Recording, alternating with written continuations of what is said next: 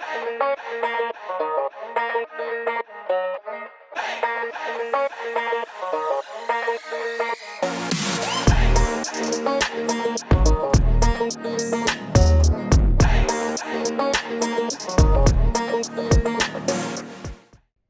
Back to कहानियों का अड्डा।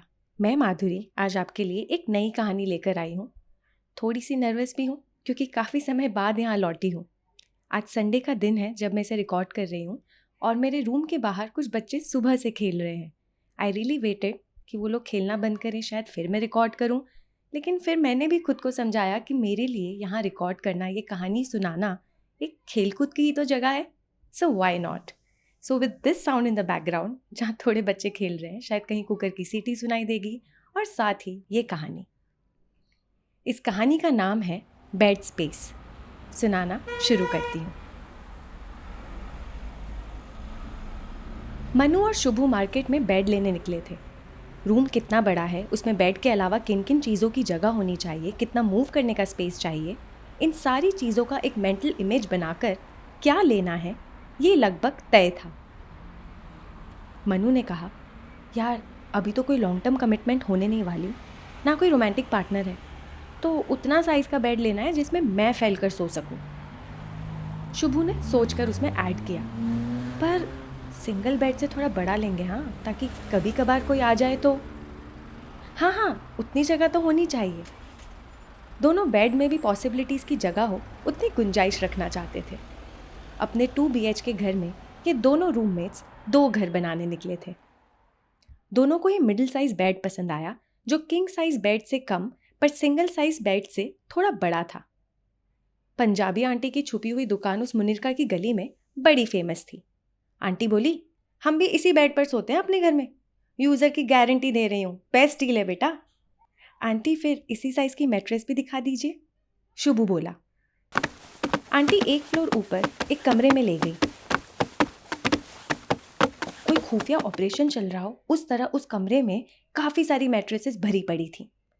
वहाँ इतने सारे गद्दे थे कि उनको पूरा लिटाकर देखना मुश्किल था। आंटी ने दोनों का चेहरा पढ़ लिया और बोली, रुको। उन्होंने एक सीटी बजाई तो कोई भागकर ऊपर आया। उसके साथ 2 गद्दे रूम के बाहर घसीट कर निकाले गए। कॉरिडोर में गद्दों को लंबा कर लेटा दिया।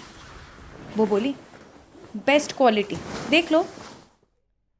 मनु टच करके गद्दे को थोड़ा प्रेस करके देखने लगी तो आंटी बोली, अरे इसीलिए थोड़ी कॉरिडोर में लेकर आई, आप पूरा लेट कर देख लो ना। शुभू हंसने लगा, हाँ मनु देख, इसमें तू कितना फैल सकती है, देख। आंटी की यूजर गारंटी इतनी पक्की थी कि प्रोडक्ट देखकर ही मन खुश हो गया था। दिस इज इट, खुद का पलंग, खुद का गद्दा, हाय। एक हाथ लेफ्ट कॉर्नर पर, एक हाथ राइट कॉर्नर पर एक्सटेंडेड, एक पैर लेफ्ट कॉर्नर पर निकला हुआ तो दूसरा पैर राइट कॉर्नर पर स्ट्रेच होता हुआ like across on the bed. ये एकदम परफेक्ट था। इसमें बिल्ली की तरह बॉल बनकर बीच में भी सो सकते और थकान भरे शरीर को एस बनाकर भी सो सकते। पैर खोलने पर शरीर का कोई भी हिस्सा बेड के बाहर नहीं जाता। हर पोजीशन के लिए, सिंगल पर्सन के लिए, सिंगल साइज से थोड़ा बड़ा, ये बिल्कुल बराबर माप का था। मनु को याद था कैसे वो पहले किराए वाले रूम पे 7-8 फीट वाला बेड इतना बड़ा लगता कि लाइफ में अकेला लगे या ना लगे, पर बेड पर आकर अकेलापन जरूर लगता। जब शुभू ने बेड की साइज चेक करने पोजीशन ली तो उसका फोकस इन सब क्रॉस, एस, कैटबॉल से ज्यादा अपनी हाइट पर था। तो उसने शरीर से एक सीधी लाइन बनाई, सावधान। पैर बाहर नहीं निकल रहे थे, सर के ऊपर हाथ रखो तो वो भी गद्दे के अंदर ही आ रहे थे। बेड से उठकर एक प्रोफेशनल की तरह उसने पंजाबी आंटी से हाथ मिलाया और ये डील डन। जब तक सामान की पैकिंग चल रही थी तब तक आंटी ने दोनों को अपना छोटा कैबिनेट किचन दिखाया। वो छोटे से ड्रॉर में आंटी का एक गैस, चूल्हा, चीनी, चाय पत्ती सब कुछ रखा हुआ था। वो बोली, चाय बना दूं? अभी पलंग को पैक करेंगे, मैट्रेस उतारेंगे, टाइम लगेगा। मनु बोली, आंटी रहने दीजिए, हम चाय नहीं पीते, कॉफ़ी ही पीते हैं। Aunty could never take no for an answer. दूसरी सीटी पर फिर से कोई आ गया। आंटी ने 10 रुपए वाली कॉफ़ी का पाउडर मंगवाया, बोला, खुद बना लो। ड्रॉवर वाली कॉफ़ी की सुर्खियां लेते मनु और शुभू को देखकर बाकी कस्टमर्स भी आंटी की दुकान में बड़ा इंटरेस्ट लेने लगे। आधे घंटे बाद साइकिल रिक्शा पर 2 बेड के पार्ट्स और 2 क्वीन साइज मैट्रेस डिलीवरी के लिए तैयार थी। जिसको लेकर शाहरुख मनु और शुभू के कमरों पर लगभग 1-1.5 घंटे बाद पहुंचा। शाहरुख के जाते ही दोनों के दरवाजों के बंद होने की आवाज एक साथ सुनाई दी। एक अपने कमरे में लंबा होकर सोया तो दूसरा अपने कमरे में क्रॉस बनाकर सोया, मानो बेड ना हो पर लव मेकिंग हो। हर रात को कुछ आवाजें एक रिदम बन चुकी थी।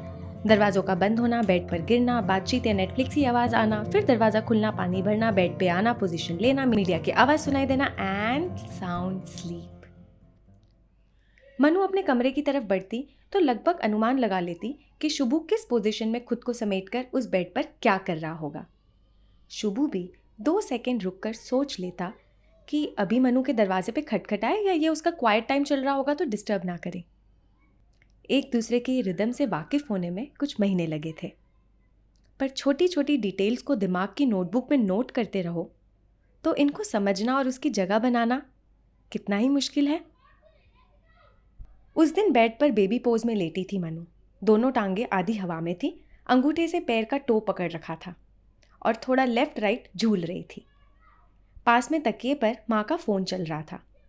मनु ने माँ से पूछा, इतने साल पापा के साथ एक ही बेड कैसे शेयर किया तुमने? मुझे तो अब अपनी स्पेस की आदत हो गई है। माँ ने कहा, सालों लग गए खुद को तेरे पापा के साथ सुलाने में। कभी वो अपनी टांगे मेरे हिस्से में रख देते, फिर मैं आधी नींद में उनकी टांगों को खिसकाती रहती। जब ये चक्कर छूटा तो खर्राटों ने बेड को घेर लिया। फिर बेटा इन सब चीज़ों की आदत हो गई। मनु ने ये कॉल 8 बजे लगाया था।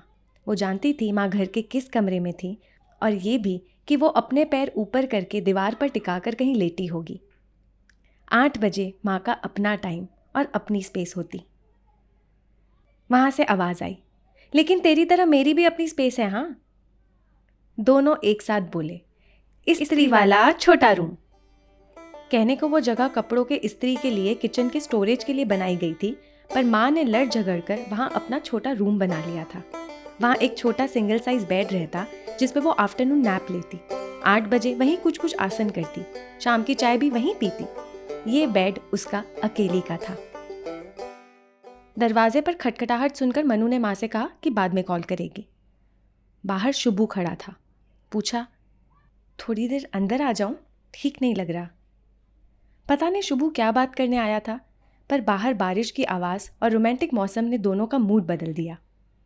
उन्होंने सोचा, कुछ तूफानी साथ देखा जाए। थक के मैं चोर अभी बिस्तर पे आई थी, कम सन बदन उस पे मोटी रजाई थी। राजा बड़े झूठे हो तुमने दगा दिया, सो गई थी मैं, हाय तुमने जगा दिया। कम सन कली को तूने काटा चुभा दिया। दिबाकर बैनर्जी की मूवी लव सेक्स धोखा 2 के बाद दोनों टाइम ट्रैवल कर चुके थे, मेंटली एंड इमोशनली। फिर से टाइम का कोई अंदाज़ा नहीं रहा कि कब दरवाजे बंद हुए और दोनों कब अपने बेड पर जा गिरे। पर अगली सुबह फिल्म के कैरेक्टर्स को लेकर वो दोनों अपने काम पर गए। फिर एक दिन मनु ने भी इसी तरह शुभू के दरवाजे पर नॉक किया। पता नहीं एग्जैक्ट फीलिंग क्या थी, पर उस कमरे में कोई है, वही प्रेजेंस काफ़ी थी। फिर दोनों ने कुछ साथ देखा और मनु आधी नींद में अपने कमरे पर वापस लौट आई। मनु के कमरे में छिपकली आती तो शुभू दौड़ कर आता, और शुभू के कमरे में कोई इमोशन जोर से झांकता तो मनु दौड़ कर जाती। कभी कभी लंबे समय तक कोई किसी के कमरे में नहीं जाता, और वो भी ठीक था। कोई नाराज़गी, कोई उदासी, कोई अकेलापन, कोई लॉन्गिंग, हर चीज़ बेड पर जैम की तरह लगाकर खुद बाइट लेने जैसा था। अपने कमरे में इस बेड को सेट वेट कर इस बार मनु जब अपने मम्मी पापा के घर लौटी, तब मम्मी को पापा से कहते सुना, सुनो, छोटी लाइट जला दो और अपने फ़ोन की आवाज़ प्लीज़ कम कर लो। मनु ने उनका दरवाज़ा नहीं खटखटाया, वो बाहर ही खड़ी रही। पापा ने ये दोनों इंस्ट्रक्शंस फॉलो किए, वो और भी शॉकिंग था।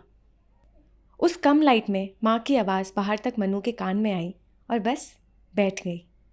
वो मनु कहती है ना, वैसे हमको भी अब रूममेट्स की तरह रहना चाहिए। इतने टाइम से अब हस्बैंड वाइफ हो गया।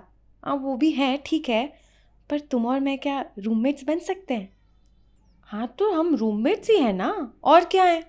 ऑफ कोर्स, पापा ने ये कहा। मम्मी ने बेड पर अपने शरीर को ज़्यादा फैलाया। पापा को थोड़ा साइड होना पड़ा। मम्मी ने सोचा पापा को धीरे धीरे ये समझाया जाएगा। मनु अपने बचपन वाले कमरे में सोने लौटी। 2 सिंगल बेड को माँ ने ज्वाइन कर लिया था क्योंकि अब दोनों बच्चे उस कमरे को छोड़ चुके थे। मनु अपने साइड पर जाके लेट गई। इतना बड़ा बेड! वो करवटें लेती रही। नींद फरार थी। उसने अपना फ़ोन उठाया और भाई को मैसेज किया। I miss you. वहाँ से तुरंत रिप्लाई आया, आई मिस यू मोर। उसने अपने भाई से पूछा, तुम अपने बेड पर अब अकेले सोते हो तो कैसा लगता है? एग्जॉस्टेड। इतना एग्जॉस्टेड होता हूँ काम करके कि जहाँ बेड दिखे वहाँ बेहोश हो सकता हूँ। डजेंट मैटर अकेले है या दुकेले। भाई ने थोड़ा रुककर फिर मैसेज किया, तुम हमारे कमरे में हो ना? हमारा कमरा। ये पढ़कर मनु के चेहरे पर मुस्कान और आंखों में पानी था।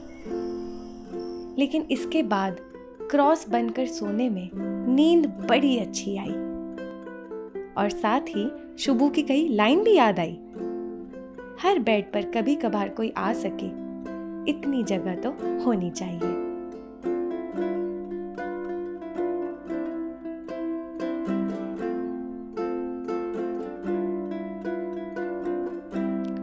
तुम भी अपने बेड पर फैलकर सो गए ना?